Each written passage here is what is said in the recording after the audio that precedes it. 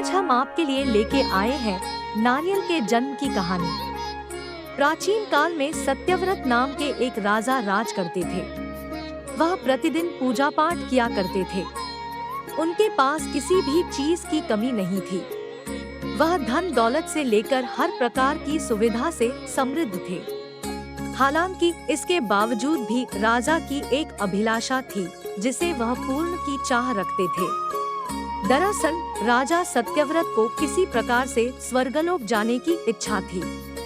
वह अपने जीवन में कम से कम एक बार स्वर्गलोक के सौंदर्य को देखना चाहते थे, लेकिन उन्हें इसका मार्ग नहीं पता था। इधर दूसरी तरफ ऋषि विश्वामित्र अपनी तपस्या के लिए घर से बाहर निकले। चलते चलते वह अपनी कुटिया से काफी आगे चले गए थे। काफी समय बीत गया लेकिन वह नहीं लौटे। इस कारण उनका परिवार भूख और प्यास से तड़प रहा था। राजा सत्यव्रत को जब यह पता चला तो उन्होंने ऋषि विश्वामित्र के परिवार के पालन पोषण की जिम्मेदारी ले ली। कुछ समय बाद जब मुनिवर लौटे तो वे अपने परिवार को कुशल देख काफी प्रसन्न हुए। उन्होंने पूछा कि उनकी अनुपस्थिति में किसने उनकी देखभाल की। इस पर ऋषि के परिवार वालों ने बताया कि राजा ने उनके पालन पोषण की जिम्मेदारी उठाई थी।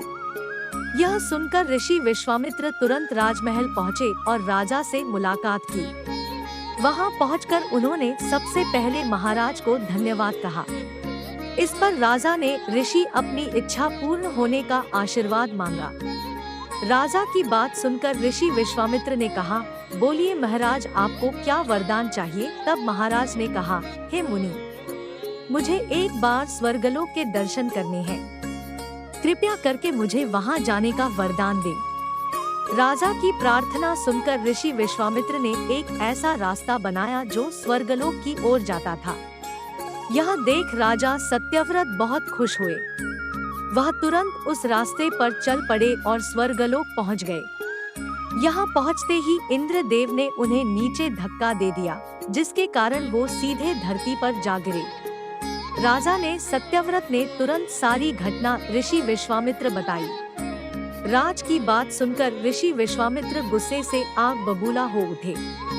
उन्होंने तुरंत सभी देवताओं से इस बारे में बात की और इस समस्या का हल निकाला, जिसके बाद राजा के लिए एक नया स्वर्गलोक बनाया गया। नए स्वर्गलोक को पृथ्वी और देवताओं के स्वर्गलोक के बीचों बीच स्थापित किया गया था, ताकि किसी को परेशानी न हो। नए स्वर्गलोक से राजा सत्यव्रत तो बहुत खुश हुए, लेकिन विश्वामित्र को एक चिंता लगातार सता रही थी। उन्हें डर था कि नया स्वर्गलोक कहीं जोरदार हवा के कारण गिर न पड़े। अगर ऐसा होगा तो राजा सत्यव्रत दोबारा से धरती पर जा गिरेंगे।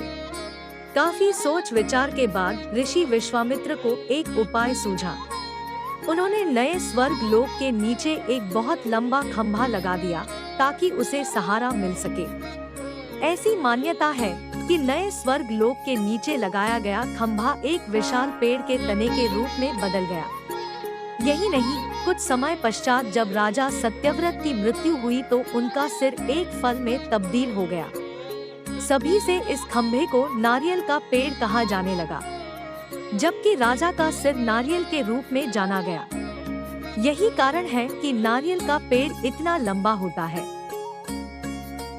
इस कहानी से हमें यह सीख मिलती है कि अगर सच्चे मन से किसी की मदद करें तो हमारी हर ख्वाहिश पूरी हो सकती है।